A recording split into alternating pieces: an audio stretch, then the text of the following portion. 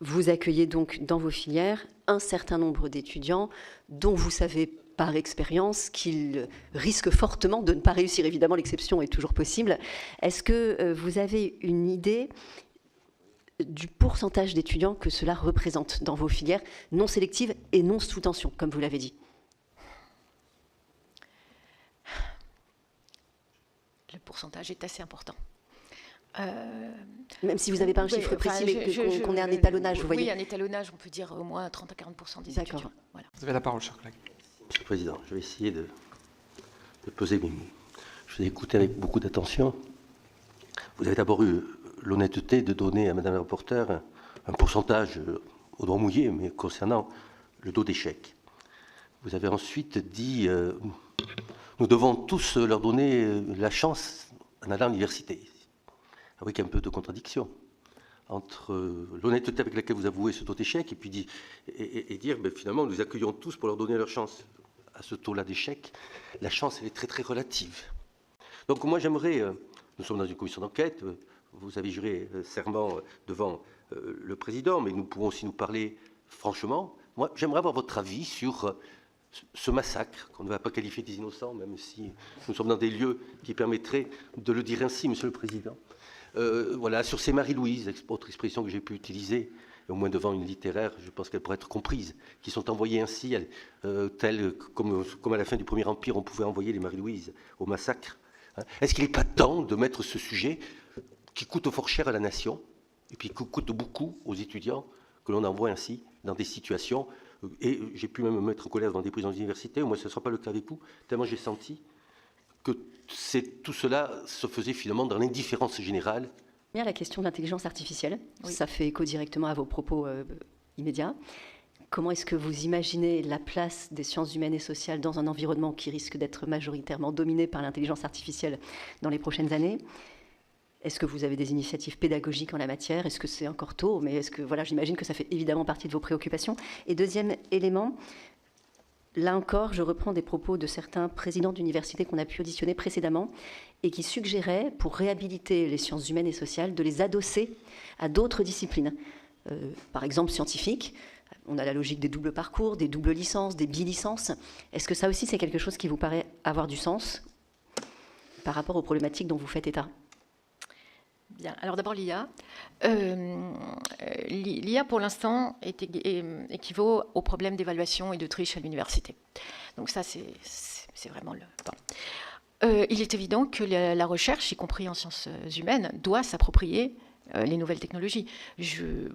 Personnellement, bien que je sois littéraire, très littéraire, je suis persuadée que l'intelligence artificielle est une énième révolution industrielle, au même titre que la révolution industrielle du 19e siècle, ou les nouvelles technologies, ou la révolution des transports au début du 20e siècle. Donc il va falloir que les êtres humains s'en emparent et la maîtrisent. Enfin, bon.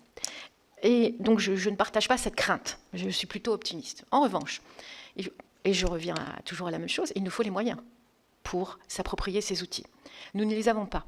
J'ai eu un entretien avec la personne au ministère de l'enseignement supérieur, l'inspectrice qui est en charge de cet atelier IA et de l'enquête sur le développement de l'IA. Elle nous a exposé tous les bienfaits de telle ou telle formation, de tel ou tel logiciel, etc. Oui, très bien. Donnez-nous les sous pour le faire. Je veux dire, on n'a pas d'argent pour acheter du matériel informatique, déjà. On n'a pas d'argent pour s'abonner tout simplement au logiciel Adobe ou à Zoom pour faire des... Et vous voulez qu'on achète des logiciels pour l'IA? Alors, ça serait formidable, ça serait très bien, mais nous n'en avons pas les moyens. Maintenant, là, vous touchez un point sensible, évidemment. L'autonomie des universités. Alors, bon, pour moi, où avez-vous vu l'autonomie des universités? Nous n'avons aucune autonomie. Nous avons une enveloppe et l'autonomie réside à se débrouiller avec. Pardon? Ah oui,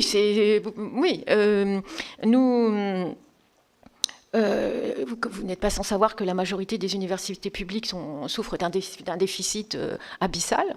Ce qui nous est demandé, c'est de réduire.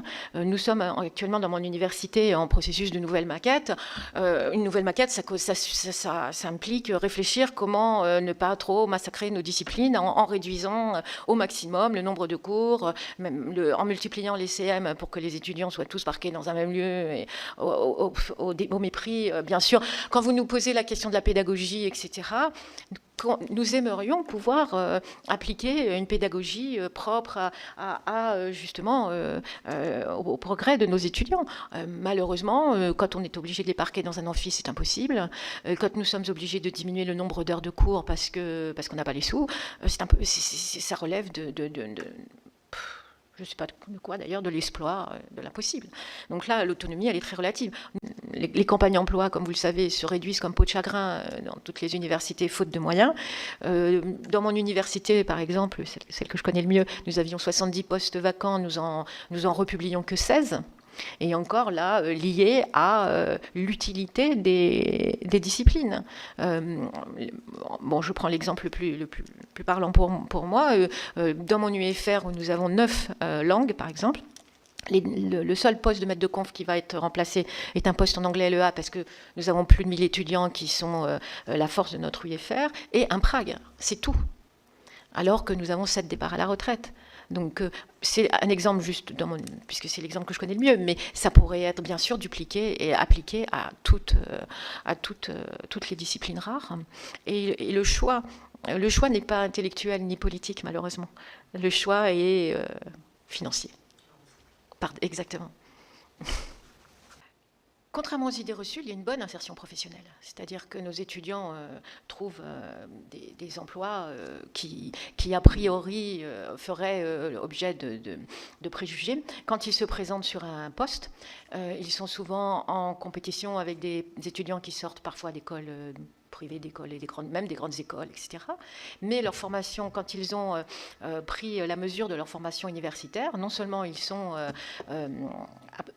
égalité, on va dire, mais ils sont souvent embauchés dans différents secteurs, que ce soit le tourisme, le commerce, etc. Enfin, les différents concours de la fonction publique, etc. Donc il y a une véritable employabilité.